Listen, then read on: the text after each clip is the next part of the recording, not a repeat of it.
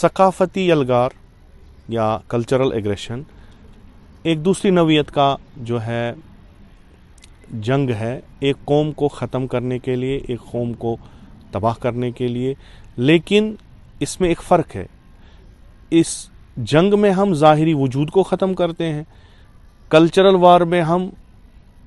ظاہری وجود کو باقی رکھ کے اس کی شناخت چھین لیتے ہیں، اور جس قوم کی شناخت چھیننی ہو تو سب سے پہلا جو وار ہوتا ہے وہ اس کی زبان پہ ہوتا ہے، کیونکہ زبان ایک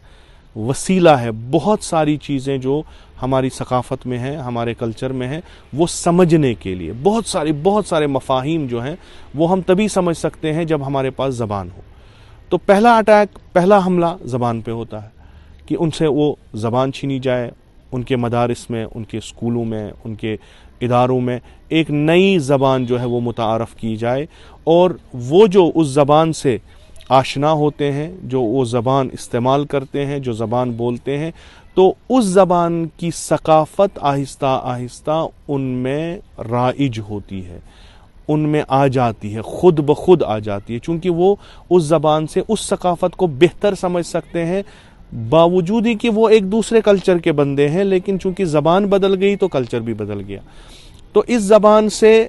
بہت سارے کام ہوتے ہیں۔ اب جنرلی جو اگر ہم کلی طور پہ اس پہ بحث کریں تو یہ ایک چیز ہے۔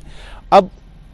جب زبان بدل گئی تو دوسری ثقافت بھی آ گئی، پھر دوسرا حملہ دوسرے چیزوں پہ ہوتا ہے۔